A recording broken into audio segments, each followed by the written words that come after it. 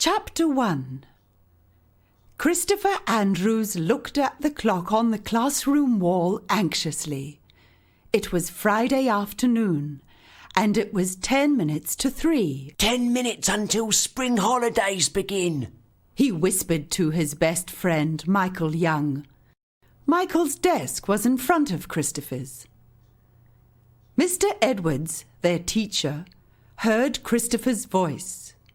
He was a tall, thin man with white hair, and he was very strict.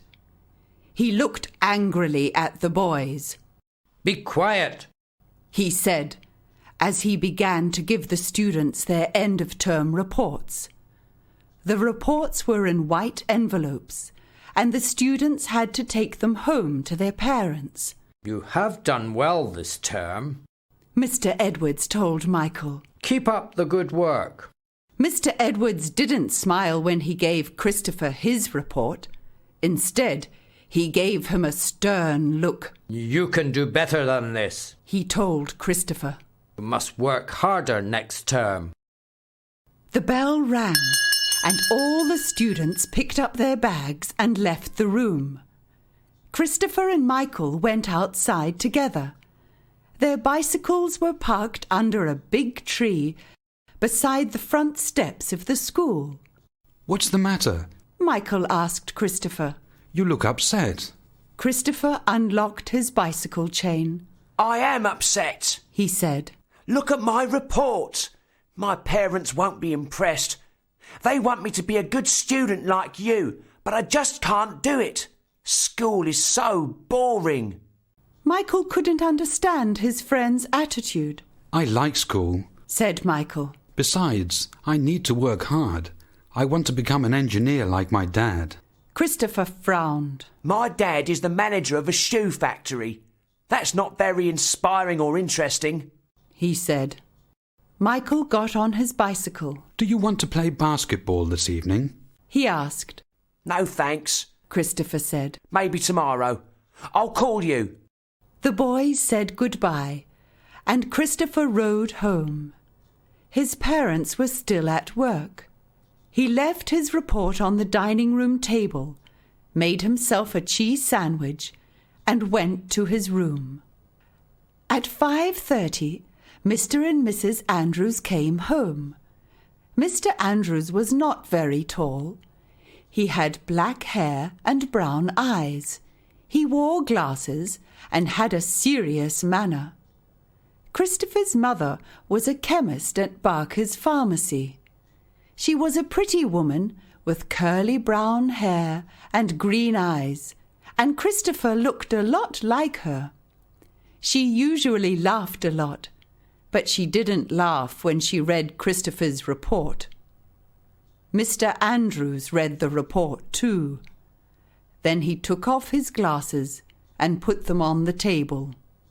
He waved the report at Christopher. "Look at this," he said angrily. "All of your teachers say the same things.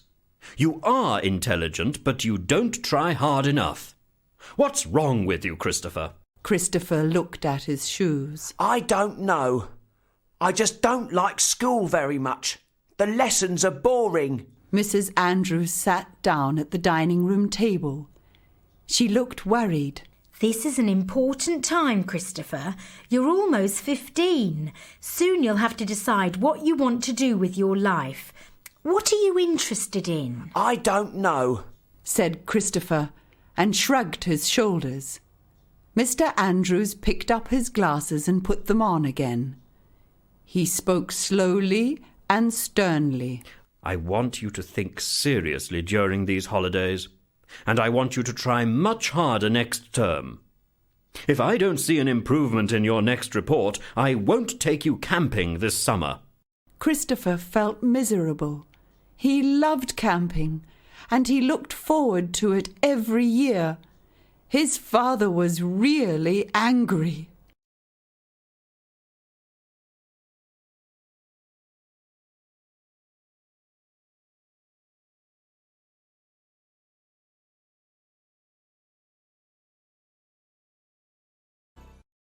Chapter 2. That night, Christopher didn't sleep well. In the morning, he took his bicycle and rode down the street. His house was in Aylesworth, a small town in Berkshire, about an hour from London. Whenever Christopher was unhappy, he rode his bicycle to his favourite place, a forest full of tall oak trees, 2 miles from home. He loved the forest because it was beautiful and peaceful. It was filled with different kinds of flowers and wild plants. The trees were full of birds, and little grey squirrels played in the branches. Christopher had even seen a fox once. As Christopher cycled through the town, he enjoyed the warm sun on his back. The trees were beginning to grow new green leaves, and many gardens had colourful spring flowers in them. He saw a team of gardeners in a small park by the town hall. One man was cutting the grass, another was cutting dead branches off trees, while a woman was planting red and yellow tulips in a flower bed. I'd like to be a gardener, Christopher thought to himself as he rode past. It's nice to work outside all day and make things grow. Besides, you don't have to be good at school to become a gardener. A few minutes later, Christopher reached the entrance to the forest. He chained his bicycle to a tree beside the road. Then he took his pack with his picnic lunch and began to walk into the forest. He was looking for a good place to sit down and eat his lunch. He needed to be alone and to think. The sun was warm, and the sky was blue with little white clouds which looked like fluffy sheep. A pair of black and white magpies flew through the air and called to each other. Christopher felt a little bit happier. He followed the birds into the forest. Then he heard voices. He looked ahead and saw 2 men. One of them was a young man in his 30s. He was holding a long pole with yellow and black lines on it. An older man was standing a little distance away. He had an instrument that looked like a camera on a tripod. He looked through the instrument at the man with the pole, and then he wrote something in a notebook. Christopher walked towards the men hesitantly. He started to feel a little uneasy looking at them work. It was some time before he found the courage to ask, Who are you? What are you doing here? The man with the tripod answered him. We're surveyors. Our job is to measure land. We're measuring the forest. Why are you doing that? Asked Christopher, alarmed. The forest is going to be sold, said the other man firmly. A building company will cut down the trees and build blocks of flats on this land. Christopher was very upset. Cut down the trees? You can't cut down the trees. This forest is so beautiful. The men looked at him. Yes, it's a pretty place, agreed the younger man. but it's going to be sold. It's not fair, pleaded Christopher. Look here, son, said the older man. I understand how you feel, but you can't do anything about it. Think about it like this. You're very lucky because you live in a small town which has countryside all around. Other people live in big cities like London, and their children haven't got anywhere to play. They can't go out because there isn't anywhere to go. They want to move to the country, but there aren't enough houses for all the people who want to leave the city. That's why building companies have to buy land and build new houses. The younger man with the pole nodded his head. He is right. He told Christopher. More and more people are leaving big cities these days. You can't stop progress. People must have places to live. I see, said Christopher. He turned and walked away. He didn't want his picnic lunch now. He didn't want to sit under a tree and think. He felt very depressed.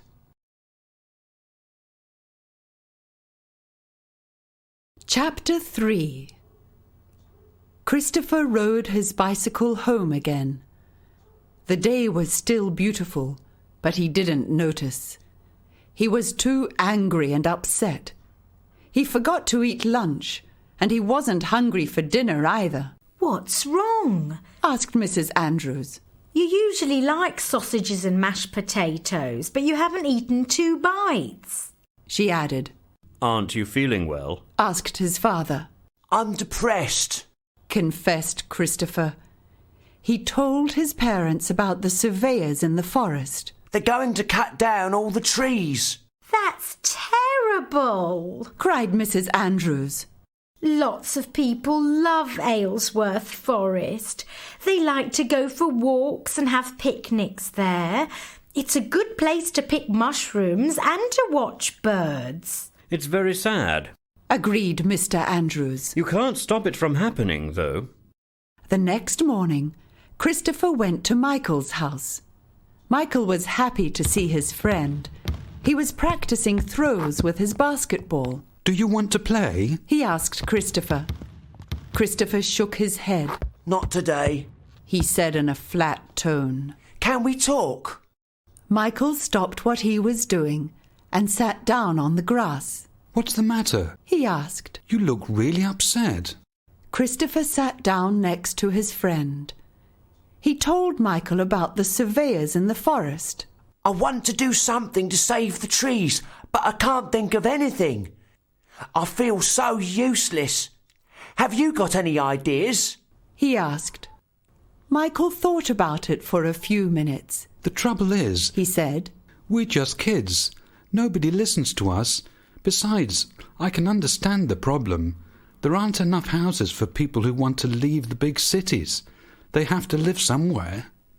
Yes, I can understand the problem too, but there aren't many forests in England nowadays. snapped Christopher. I think it's important to save the few that are left. Forget about it, Said Michael. I know you're upset, but you can't do anything.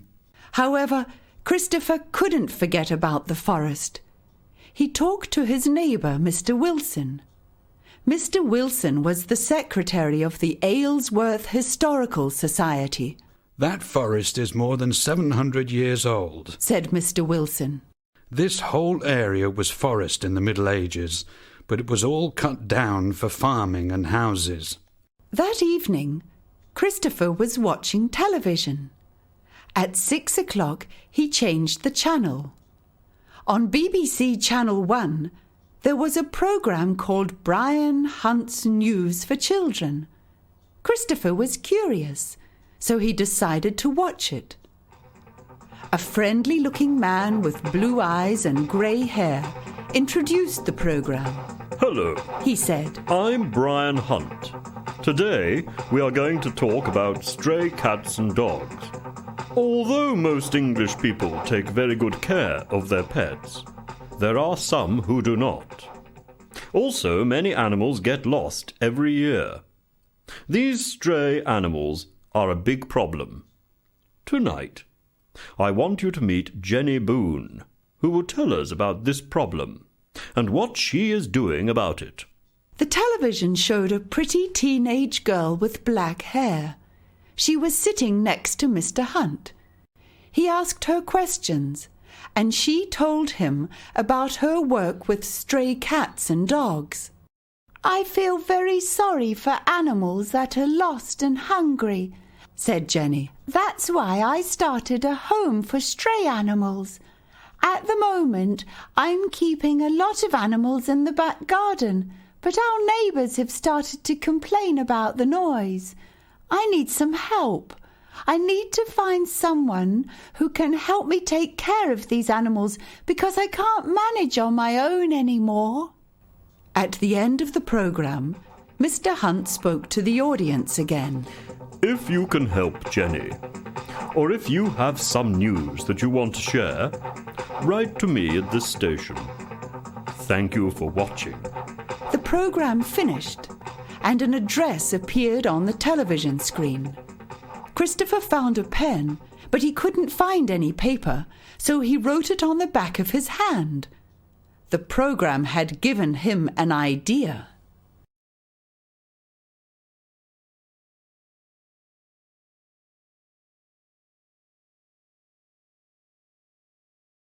Chapter 4.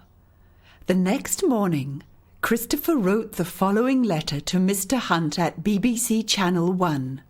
Dear Mr. Hunt, I am writing because I need some help. I am from Aylesworth, and there is a beautiful forest that grows near our town. It is called Aylesworth Forest, and it is more than 700 years old. In the Middle Ages, this area was covered with forests, but now this is the only forest left. Lots of people in our town visit the forest to relax, watch birds and have picnics. Now the forest is going to be sold. A building company is going to cut down all the trees and put up blocks of flats. I think this is terrible. I know that people need new houses, but I think it's wrong to cut down a beautiful forest. I am sure that the building company can find another piece of land. Unfortunately, nobody will listen to me because I am only 14 years old. Please help me save Aylesworth Forest.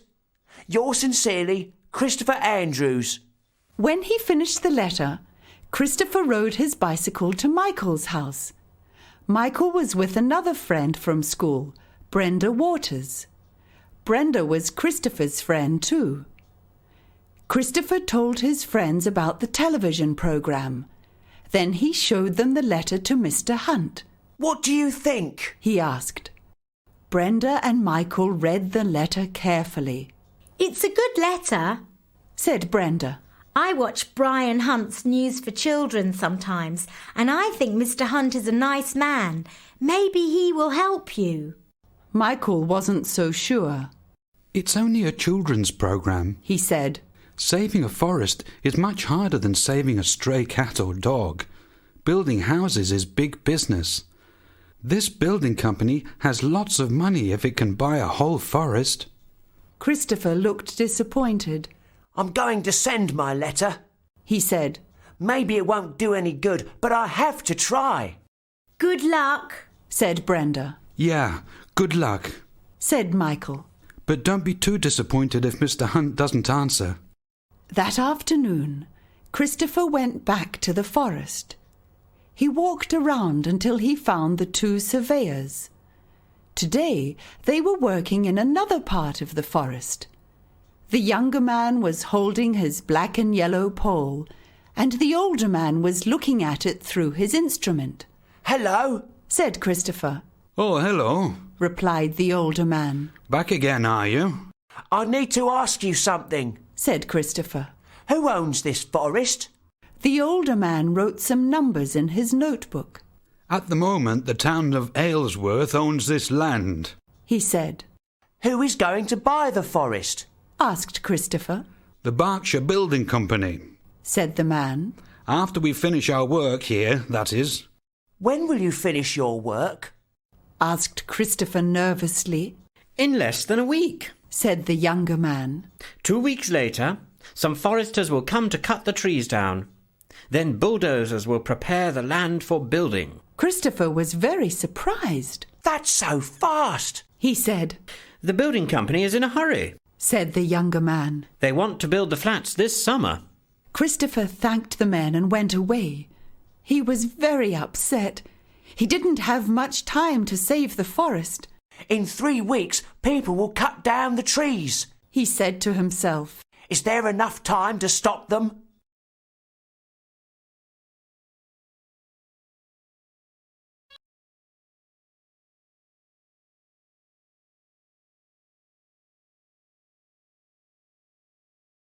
Chapter 5. Christopher posted his letter to Mr. Hunt on Tuesday morning and spent the next 2 weeks waiting for a reply anxiously. He would stay at home every day until the postman came with the letters. Then he would run to the front door and look to see if there was a letter for him. What are you waiting for?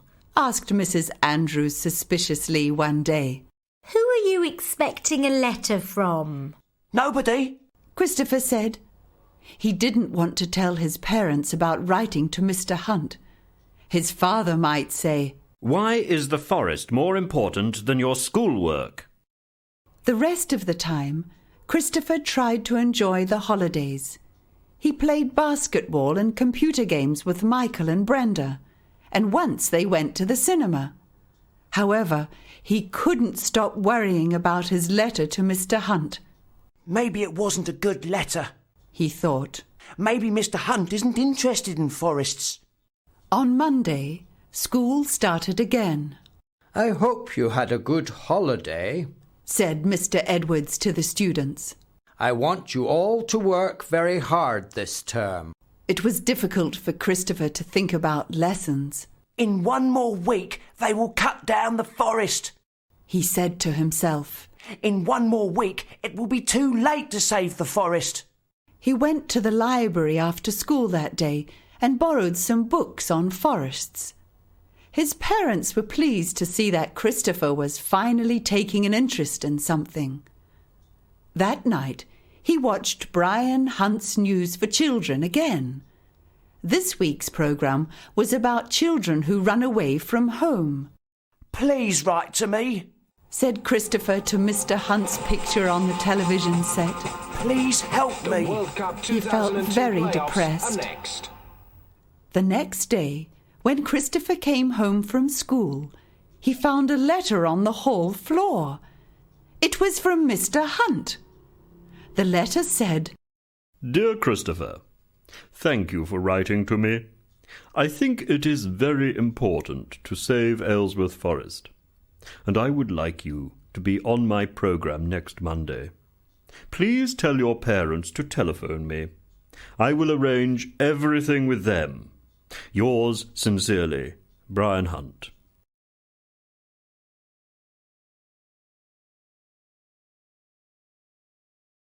Christopher was very excited.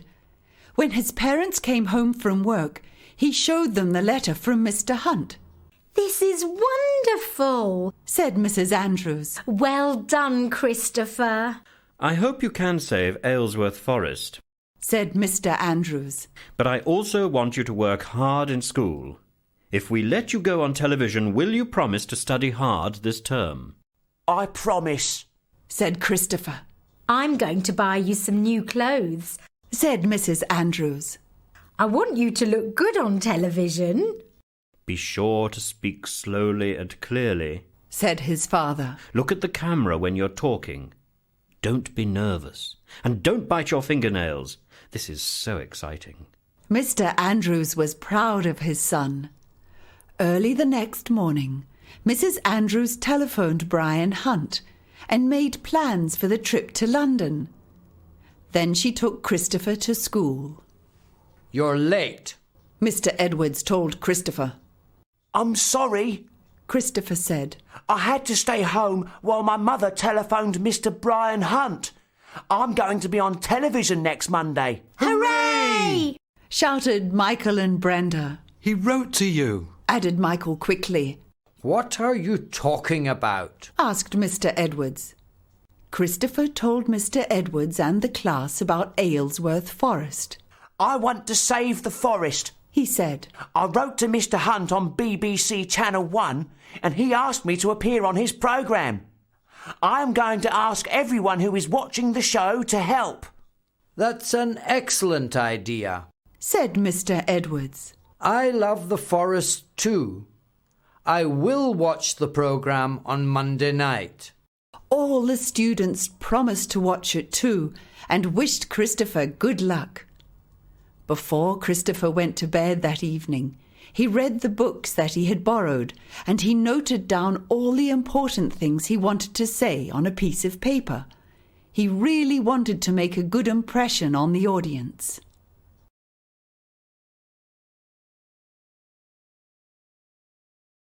Chapter 6. On Monday after lunch, Christopher travelled to London with his mother. They took the train to Paddington Station and then the underground to White City in West London. White City is where the BBC has its radio and television stations. A few minutes later, they had arrived at the station. We're here to see Mr. Hunt, Mrs. Andrews told the man at the information booth. Wait here, said the man. Someone will come and get you. Suddenly Christopher felt very nervous. I can't do this, He said to his mother. I will forget everything I want to say. I'll make a fool of myself. Mrs. Andrews hugged Christopher. Don't worry, She said. you'll be fine. I'm sure you will do the best you can. I'm very proud of you. A pretty young woman came up to them. Are you Christopher Andrews? She asked. I'm Mr. Hunt's assistant. My name is Justin Brown. Will you come with me, please? They took the lift up to the 8th floor. There was a big black door with a sign on it. Brian Hunt's News for Children, it said. This is the studio, Miss Brown said, and pushed the door open. Take a seat and try to relax. You have 1 hour before you go on air. She then turned to Mrs. Andrews and said, Would you like a cup of tea? Yes, please, Answered Christopher's mother. Miss Brown went to get Mrs. Andrews a cup of tea.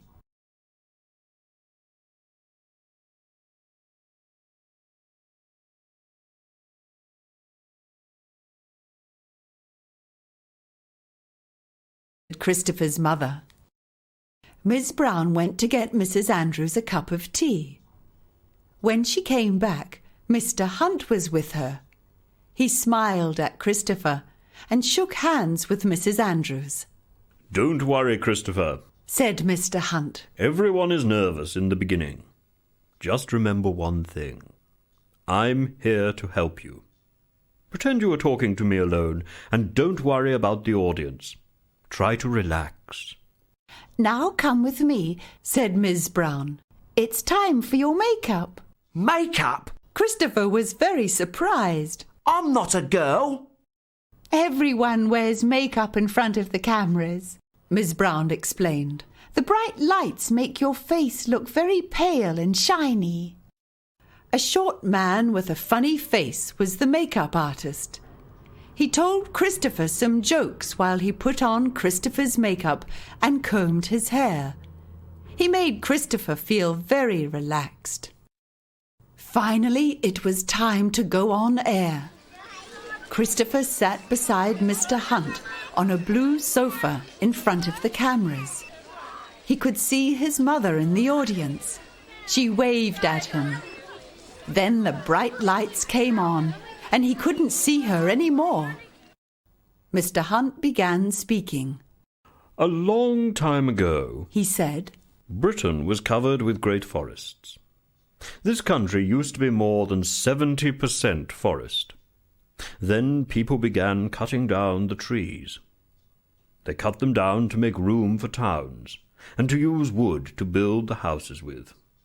They cut them down to make fields for farming.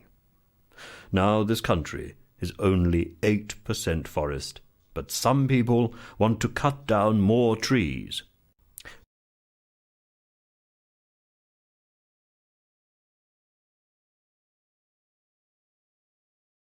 To introduce you to a young man who loves forests. Christopher Andrews comes from Aylesworth. Christopher, tell us a little bit about Aylesworth Forest. Christopher looked into the camera. He took a deep breath.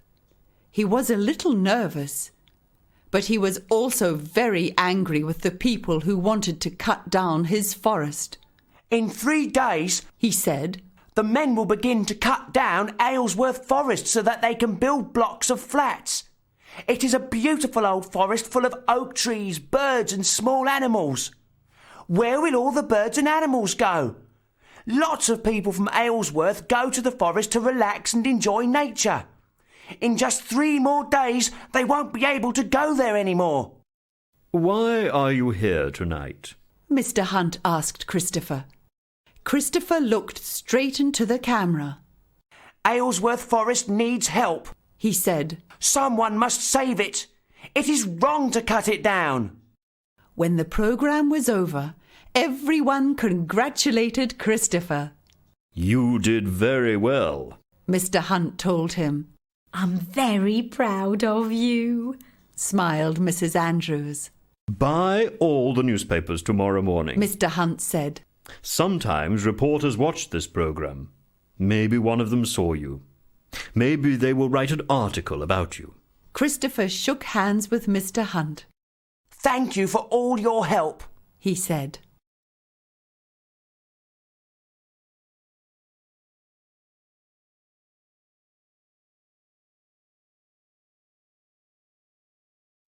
Chapter 7. When Christopher and Mrs. Andrews arrived in Aylesworth, Mr. Andrews was waiting for them at the train station. Well done, he said to his son. Christopher felt very happy. He wanted his father to be proud of him.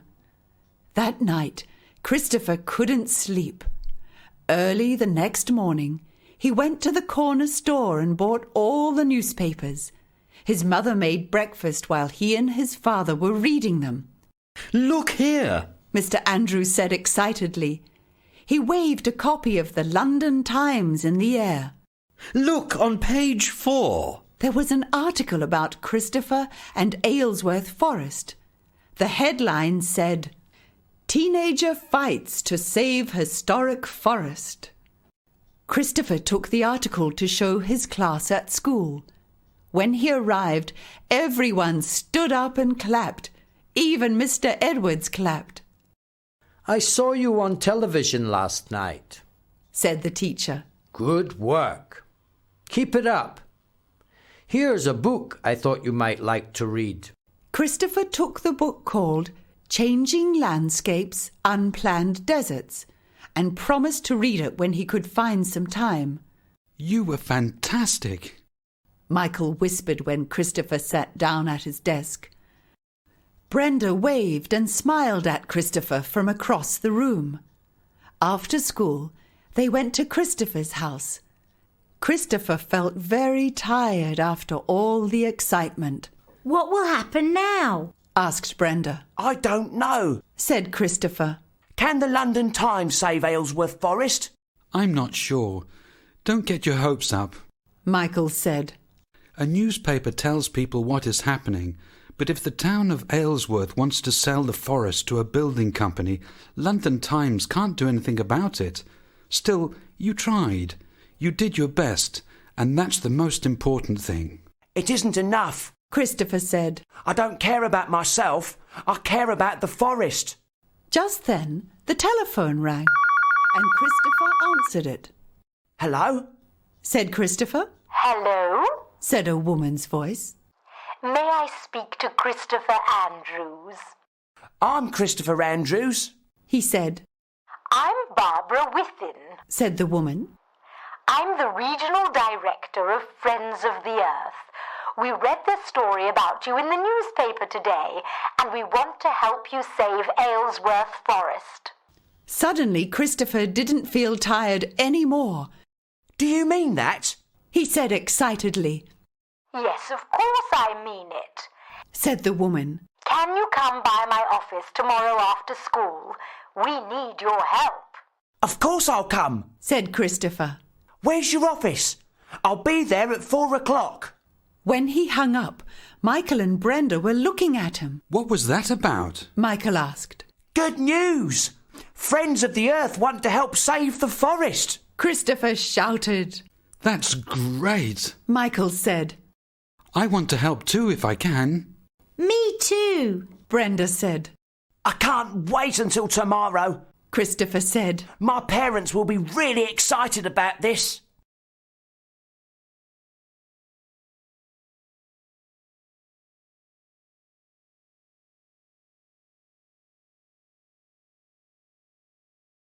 Chapter 8. The next afternoon, Christopher rode his bicycle to the offices of Friends of the Earth. They were in a beautiful house near the centre of the town. Christopher rang the doorbell, and a young woman opened the door. Inside the house, everyone was very busy. A secretary was sitting at a desk in the hallway. She was busy answering the phone and working at a computer terminal. Christopher went to her desk. Excuse me, he said. I have an appointment with Mrs. Whiffin. My name is Christopher Andrews. Oh, yes, said the woman. Mrs. Whiffen is expecting you. Please sit down and wait. While Christopher was waiting, he looked around him. The walls were covered with posters. One showed a dirty beach covered with black oil. "Save our seas," it read. Another poster had a picture of a rainforest, and a third poster showed a black and white panda bear with her baby. A dolphin poster caught his eye. It showed a group of dolphins trapped in fishing nets. It read, "Free our dolphins." A man came up to Christopher. He had long brown hair in a ponytail, a beard, and he was wearing jeans. "Are you Christopher Andrews?" he said immediately. "I'm Ricky Douglas. I'll take you upstairs to Mrs. Whiffen's office." Christopher liked Ricky. He had a friendly manner, and he seemed very nice. Mrs. Whiffen was nice too. She was a middle-aged woman with grey hair, and her office was a mess. Books and papers were everywhere, and the walls were covered with posters and photographs. Mrs. Whiffen shook hands with Christopher. Thank you for coming. You were very brave to go on television about Aylesworth Forest. Can you save the forest? Asked Christopher. We're going to try, said Mrs. Whiffen. Forests are very important, said Ricky Douglas. They aren't just pretty, peaceful places. They aren't just homes for animals and birds. Trees make the air clean. They produce oxygen. Also, forests bring rain. When people cut down all the trees in an area, the climate changes. I didn't know that, said Christopher. It's true, said Mrs. Whiffen. In hot countries, areas without trees become deserts. In South America, people are cutting down the rainforests for farmland. That's a big mistake, because now the rain has stopped and those areas won't grow anything. They're turning into deserts. Wow, said Christopher. That's really scary. I'll have to read the book that Mr. Edwards gave me. We need our forests, said Mrs. Whiffen. Aylesworth Forest isn't very big, but we need it. We're going to work hard to save it. There isn't much time, said Christopher. They're going to start cutting down the trees tomorrow. Tomorrow? No, they aren't, Ricky said. He looked angry. We're going to be there first. We're going to bring a lot of people, and we're going to stand in a line between the foresters and the trees. That's called picketing. We can picket the forest every day if we have to. I'll come too. I'll bring all my friends. We'll help you picket the forest, said Christopher. We're going to do other things too, said Mrs. Whiffen. We need people to picket the forest because we must stop people from cutting down the trees. But we can't do that forever, so we must also persuade the town not to sell the forest. I have written a letter to the Mayor of Aylesworth, said Christopher. I begged him not to sell the forest. I'm going to ask all my friends to sign it. Will that help? I have a copy of it. Would you like to see it? Yes, answered Mrs. Whiffen. Your letter is called a petition. We need many people to sign it. Then we will march to the town hall and give it to the Mayor of Aylesworth. I want to help in every way, said Christopher. I'm going to talk to my friends. We will all go to the forest tomorrow after school. Mrs. Whiffen stood up and shook hands with Christopher. Thank you for coming here today, she said. Ricky walked downstairs with Christopher. See you tomorrow, said Ricky. Welcome to Friends of the Earth.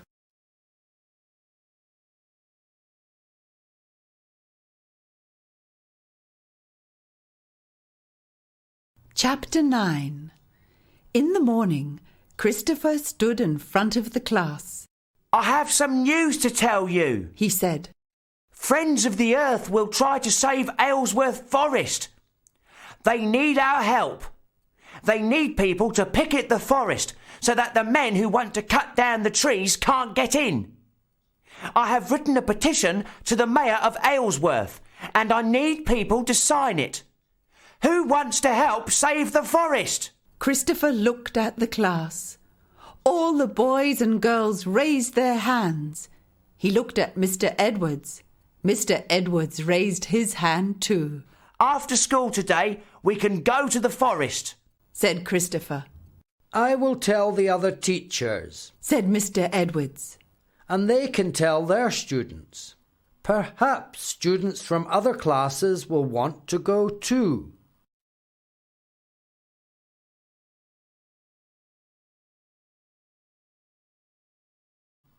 After school, Christopher, Michael and Brenda rode their bicycles to the forest. A lot of other students went with them. Mr. Edwards and some of the other teachers went in their cars. When they arrived at the forest, they were very surprised.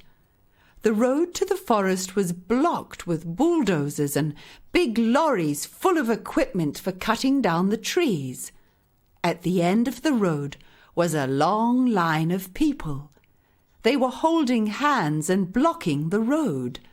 The bulldozers and lorries couldn't get into the forest. The men who had come to cut down the trees were very angry. The people who were blocking the road were all from Friends of the Earth. Some of them carried large signs on poles. One sign read, "Save Aylesworth Forest." Another sign read, "Yes to trees, no to bulldozers." Some policemen were walking up and down between the people from Friends of the Earth and the angry lorry drivers. They made the lorry drivers stand aside so Christopher and all the people from school could join the picketers. Wow, said Brenda. This is really exciting. Now the picketers were shouting together. Save our forest! Don't cut down our forest! They shouted. We have a job to do. One lorry driver shouted back. If we can't work, we won't get paid. This is our job. A policeman waved his arms and blew on a silver whistle. Everyone stopped shouting.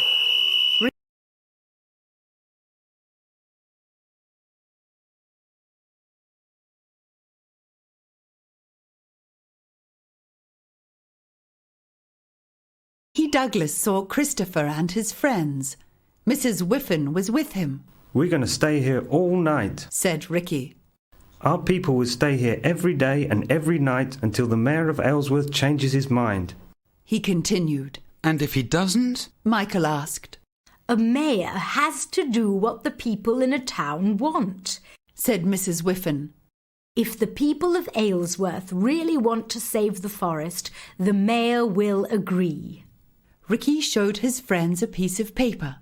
I have photocopied your letter, he said to Christopher. Now we need signatures. We have made many copies of this letter. You can help us collect signatures.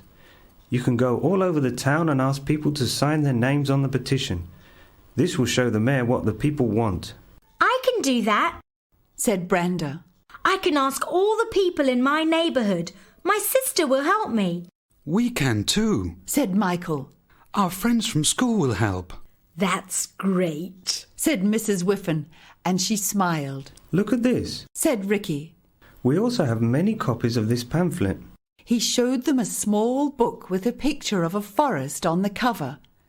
The cover said, "Who needs trees?" You must give everyone a copy of this pamphlet, said Mrs. Whiffen. It explains why trees are important. If people read it, they will understand about this forest. Mr. Edwards came up and joined the group. I'm Christopher's teacher. He introduced himself. I want to help too.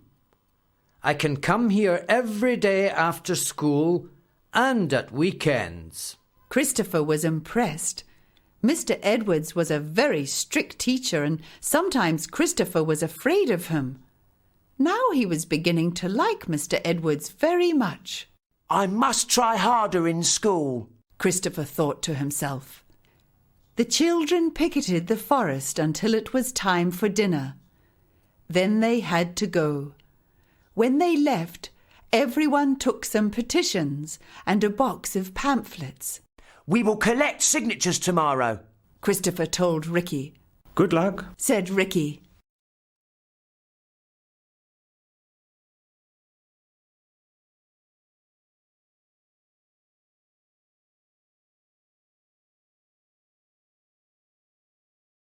Chapter 10.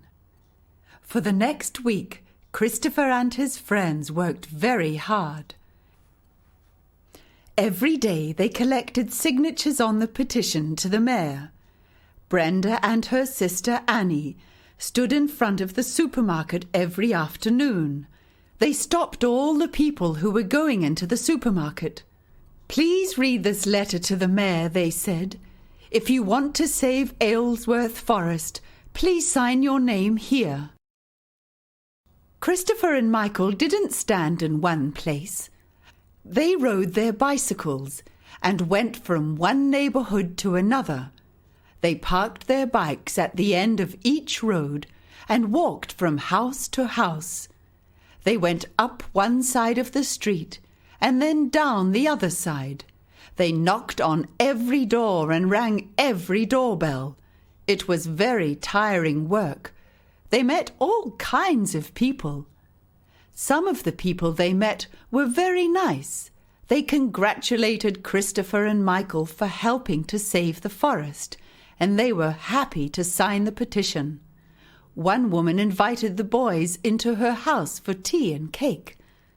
"I saw you on television," she told Christopher. "My daughter was watching Brian Hunt's News for Children. She loves that programme. She goes to your school. Her name is Julia and she's 12. I'm sorry, I don't know her, said Christopher. "Never mind," said the woman. "Julia will be so excited when I tell her about you. Now, where's that petition? I will sign it at once." Some people were angry about the petition. They didn't want to save Aylesworth Forest. One old man shouted at Christopher. "My daughter lives in London," he said angrily. "She lives with her husband and 3 children in a small flat, and there isn't a park nearby. She wants to move to Aylesworth, but there aren't any houses. If the forest is cut down, there will be lots of new houses. Then she can buy a flat and live near me, and I will be able to see my grandchildren." "I'm sorry," said Christopher. "The building company can buy some farmland instead. There is lots of farmland in this area. Then we can have a forest and your daughter can have a new flat." "Pooh!" the old man shouted. He refused to sign the petition. "I was a little bit scared of him," Christopher told Michael as they walked away. "He is so angry." "I understand his problem," said Michael. "but I agree with you. The building company can find another place to build blocks of flats." Some people didn't know about the forest, and they didn't care about it very much. When they met these people, Christopher and Michael gave them pamphlets. They talked to these people and explained the problem.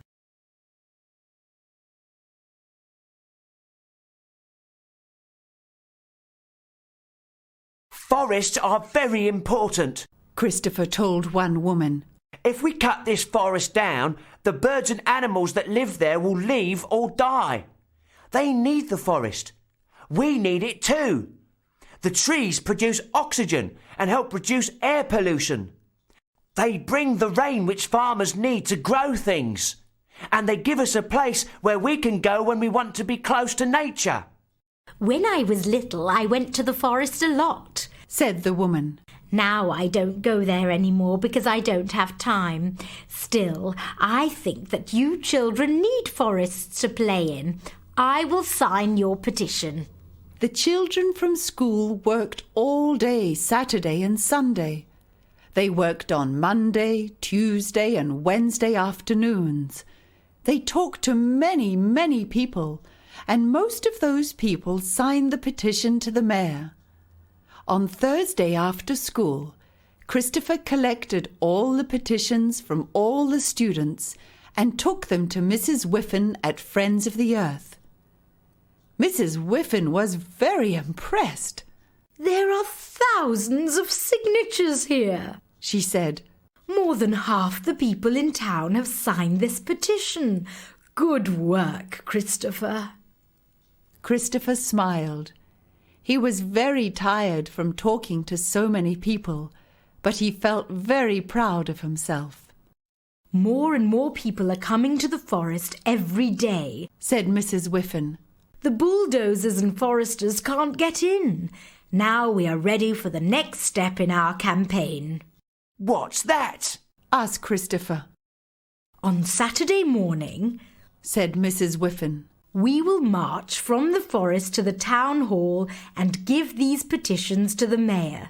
Tell all your friends to come. I will, Christopher promised. Chapter 11. Early on Saturday morning, Christopher went to the forest. This time he didn't ride his bicycle. His father drove Christopher and his mother in their car. Mrs. Andrews wanted to join the march too. Lots of people were at the forest. Christopher saw many of his friends from school. Mr. Edwards was there, together with some other teachers. So were some of the people who had signed the petition. They all waved at Christopher. Not everyone was going on the march. About 100 people were staying behind at the forest to keep the foresters out. The rest of the people were going to march to the town hall. Ricky Douglas called Christopher to help him. He had a big banner with the words, "Save Aylesworth Forest." I will hold one pole, he said. You can carry the other pole. No problem, said Christopher. The march started. Christopher and Ricky were near the front of the huge crowd of people. Christopher looked back. He could see Michael and Brenda a little way back. They had a banner too. Theirs read, "Aylesworth Forest Forever." Brenda and her sister had made it.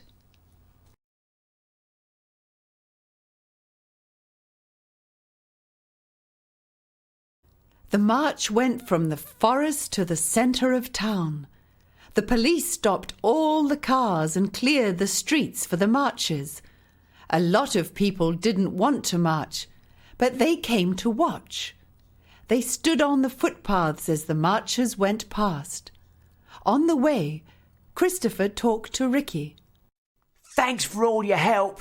I couldn't have done this all by myself, Christopher said to Ricky. You have done more than you know, said Ricky. I will be sorry when this is over, said Christopher. Saving the forest is exciting and meaningful. School is so boring, he added. That's a pity, said Ricky. I like school. Are you paid for working at Friends of the Earth? asked Christopher.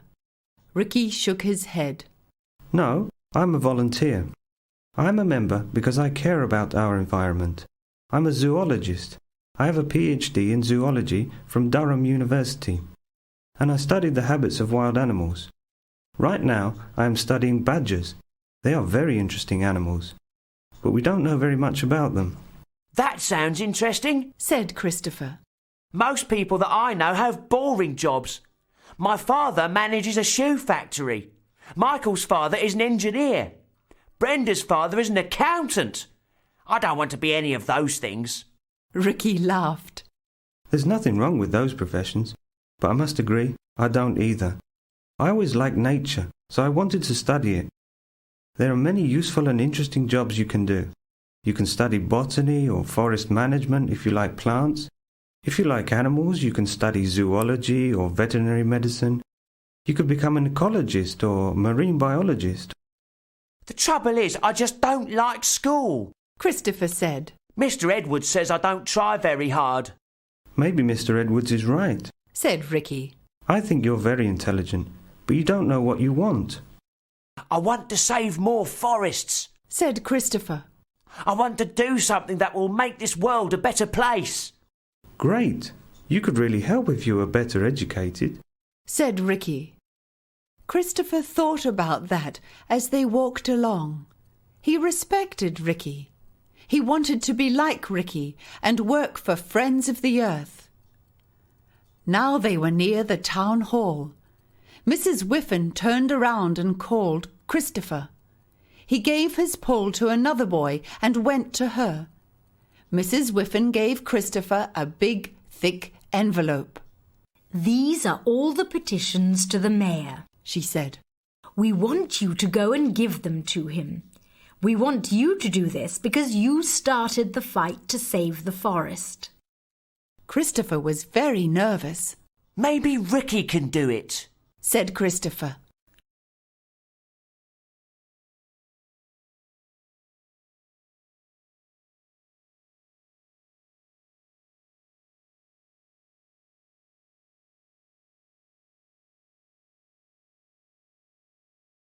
"No, you must do it," said Mrs. Whiffen. "Don't be nervous. We are all very proud of you." The Mayor of Aylesworth was waiting outside the front door of the town hall. He was a big, tall man with a moustache, and he stood like a soldier. Christopher felt very small as he started to walk up the front steps of the building. Behind him, people were shouting, "Hooray!" and calling his name. He heard Michael's voice. "Go, Christopher!" shouted Michael. Christopher gave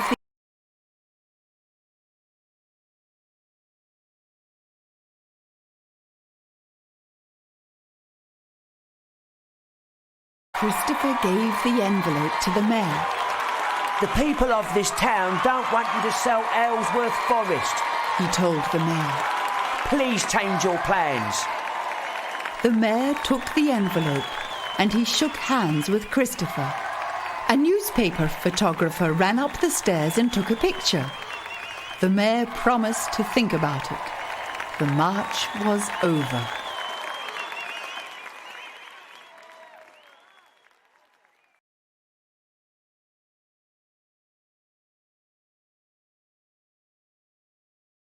Chapter 12. After the march, Christopher and his mother walked home. "I really enjoyed that," said Mrs. Andrews. "I am very proud of you." On Saturday afternoon, it rained. Christopher tried to study, but he couldn't think about his lessons. On Sunday, he rode over to the forest. Many people from Friends of the Earth were still there. "We won't leave until the mayor makes his decision," explained Ricky. Christopher couldn't stay long. I have a lot of homework to do, he told Ricky. I have fallen behind lately. I have to improve my marks. "If you need help, tell me," said Ricky. "Maybe I could help you." On Monday, Christopher went back to school. Everyone had the same question. Has the mayor made his decision yet? I don't think so, said Christopher. On Tuesday night, Mrs. Whiffen called Christopher. "The mayor is going to have a press conference tomorrow afternoon. All the reporters are going to be there. Ricky and I have been invited, and you are invited too. 4 o'clock at the town hall." What has he decided? asked Christopher. "I don't know," said Mrs. Whiffen. "He will make an announcement tomorrow." Wednesday passed very slowly. Michael and Brenda were jealous because Christopher was invited to the press conference. "We'll wait outside," said Brenda. "When it finishes, you can come out and tell us the news." The press conference was in the mayor's office. A lot of reporters were there, and a few people that Christopher didn't know. He sat down next to Ricky and Mrs. Whiffen.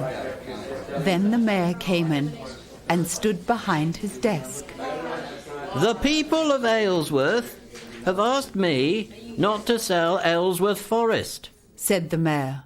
15,000 people live in this town, and more than 8,000 have signed a petition by Friends of the Earth. The mayor stopped for a moment. The room was very quiet. My job is to do what the people want. the mayor said. I have decided to preserve Aylesworth Forest. No one can ever build there. We must build more houses, but we will build them somewhere else. We will find another piece of land. The mayor stopped speaking. Mrs. Whiffen, Ricky and Christopher stood up and began to clap. A lot of the reporters were clapping too. We won! Mrs. Whiffen said. You did it, Christopher. You started this. Most of the people in the room looked very happy, but a few men in dark suits looked angry. Who are they? Christopher asked Ricky. They're from the Berkshire Building Company. Said Ricky. They are not happy about the mayor's decision. We must go and tell everyone at the forest. Mrs. Whiffen said. Are you coming, Christopher? Christopher started to leave, but a reporter stopped him. May I talk to you for a few minutes? He asked. I'll come later. Christopher told Mrs. Whiffen and Ricky. Come to the office, Said Ricky. Bring Michael and Brenda. We're going to have a party.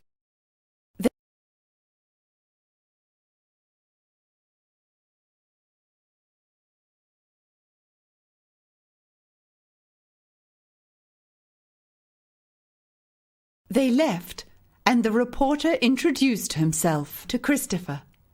I'm Jacob Davis from the London Times. I saw you on television, and I wrote an article about you.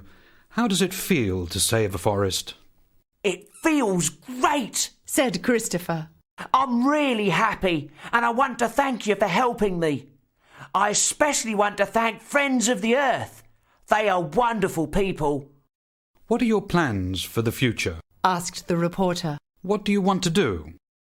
For the first time, Christopher knew the answer to that question. I want to make the world a better place to live, he said. I'm going to study ecology.